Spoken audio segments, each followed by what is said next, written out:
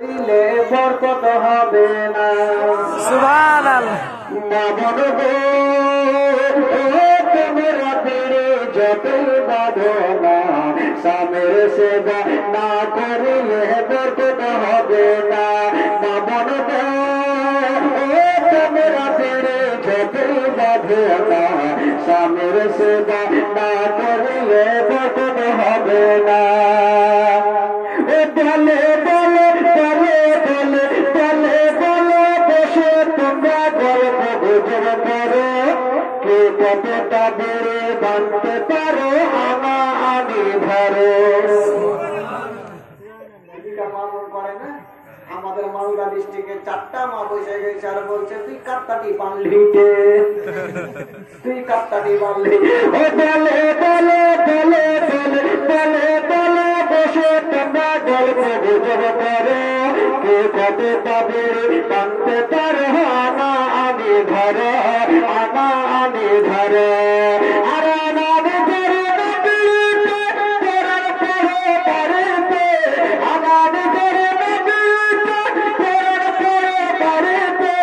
আল্লাহ তোমায় করে দেবে গোপার, নইলে তোমরা জমে যাবে, নইলে তোমরা জমে যাবে বেজের বাজার না বলবে।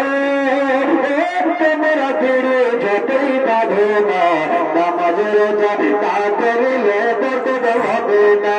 না বলবে তোমরা ফিরে যতই বাঁধো না, স্বামীর সেবা না করিলে বরকত হবে না। টাইমে টাইমে 5 রাতের নামাজ তোমরা পড়ো, আর সময় সময় স্বামীর তোমরা সেবা যত্ন করো। আর টাইমে টাইমে 5 রাতের নামাজ তোমরা পড়ো, আর সময় সময় স্বামীর তোমরা সেবা যত্ন করো। আর স্বামীর সেবা করো না, আল্লাহর মদদ করো না, আল্লাহ তোমায় করে দেবে গোপার। নইলে তোমরা জমে যাবে, নইলে তোমরা জমে যাবে বেজের বাজার মদন গো। তোমরা যতই বাঁধো না, নামাজ রোজা তা করিলে বরকত হবে না। মদন গো তোমরা যতই বাঁধো না, স্বামীর সেবা না করিলে বরকত হবে না। জোরে বলুন সুবহানাল্লাহ। আচ্ছা বলুন তো ভাই, স্বামীর কথা যখন মনে হইলে তখন কিছু কথা মনে হয়। আচ্ছা আগে খালা তোমাদের স্বামীর সেবা করো কি করো না? আচ্ছা বলুন তো, আপনারা এতজন বসে আছেন, যারা যারা নিজের স্ত্রীকে কখনো মারেননি হাত তুলে দেখান তো।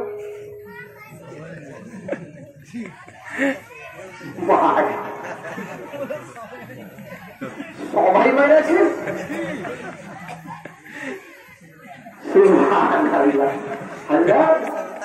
ব্যাপার খারাপ।